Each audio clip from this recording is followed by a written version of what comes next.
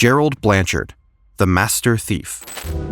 Their intellectual acumen is their greatest weapon.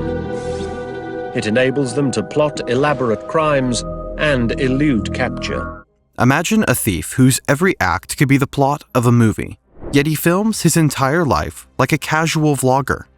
That's Gerald Daniel Blanchard, born around 1972 in Winnipeg, Canada. He grew up in poverty with his mother, and even as a child, he displayed an unusual combination of intelligence and audacity. His first thefts were simple, taking milk left at neighbors' doors, but it was only the beginning. When Gerald moved to the United States with his mother and sibling, his peculiar nature became more apparent. Skinny, short, and bespectacled, he was unassuming in appearance, but a natural leader among peers. By his teenage years, he had turned retail stores into a personal playground, taking products and returning them for inflated refunds, sometimes amassing tens of thousands of dollars. He documented all of it with cameras, a testament to his obsession with recording his life. By 16, Gerald had accumulated over $100,000, even buying a house for his mother using his earnings. Isn't that nice? Gerald's methods were meticulous. He would steal, create realistic receipts, and return the items as if he had bought them. By 15 or 16, he was executing transactions worth millions over days, sometimes involving friends. Despite his criminal genius, he avoided violence.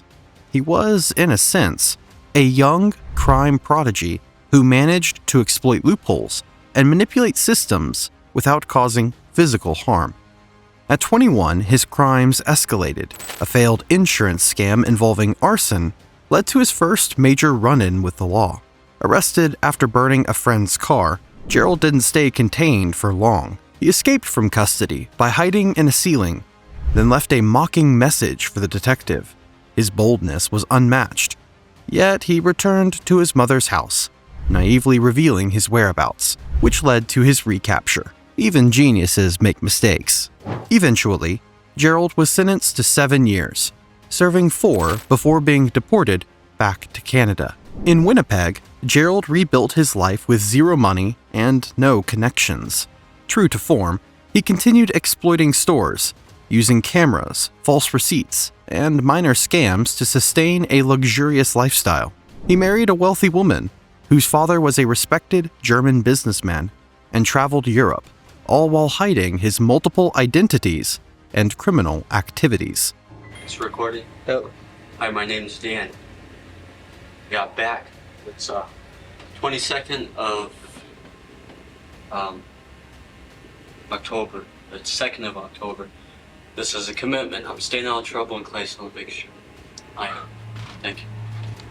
His most audacious heist occurred in Vienna, Austria.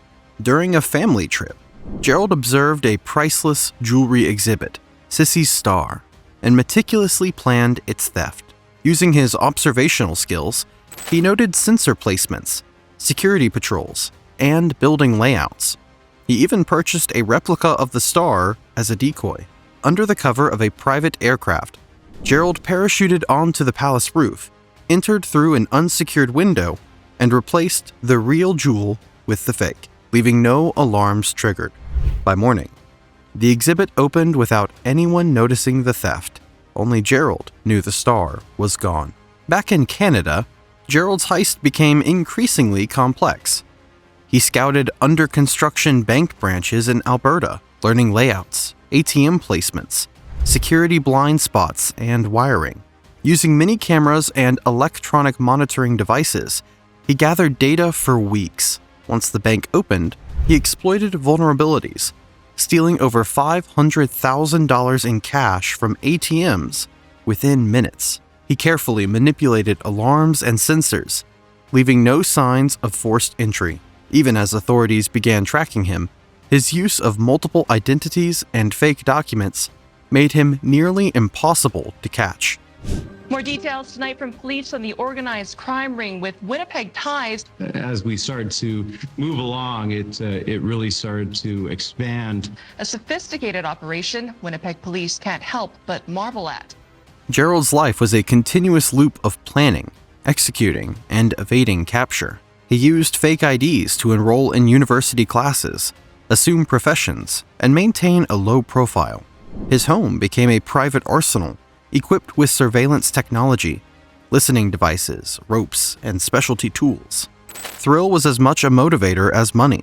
He even infiltrated celebrity events, masquerading as press or VIPs, to satisfy his adrenaline-driven whims. In Canada, Gerald operated with near impunity.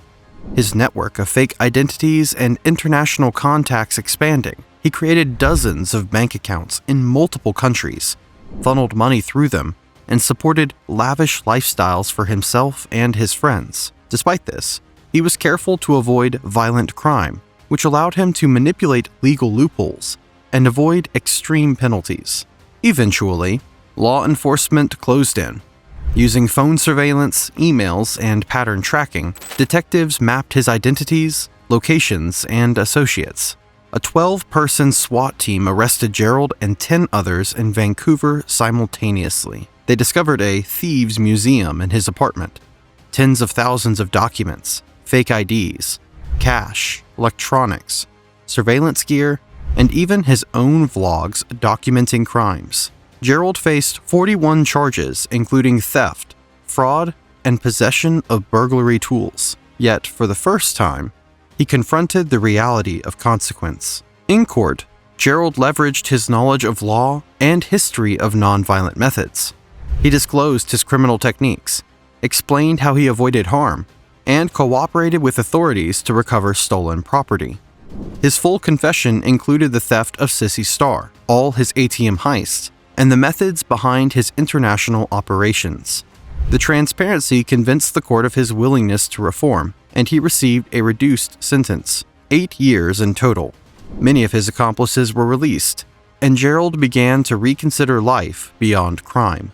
After serving his sentence, Gerald transitioned to legitimate work, using his skills in security consulting, photography, and exotic animal care of all things. He continued to possess the mind of a meticulous planner and thrill-seeker, but channeled it into lawful endeavors. Occasionally, minor incidents revealed he still harbored the ingenuity that once made him one of the world's most extraordinary thieves, but now tempered with caution and legality.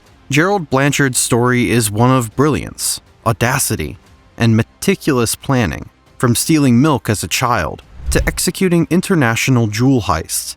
He remained a master strategist.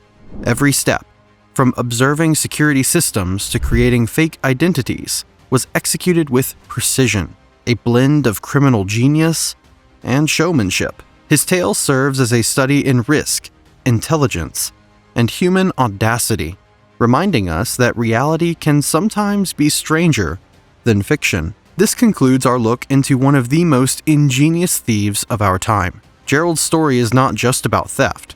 It's about curiosity, intelligence, and the thrill of bending rules without violence.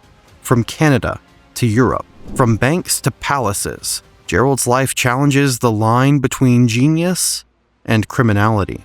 And while he has faced justice, the legend of his exploits continues to inspire and astonish those who hear them. If you enjoyed this video, don't forget to like and subscribe. For more stories like this, stay tuned to SPECTREA. I'm SPECTREA. See you in the next video, and take care.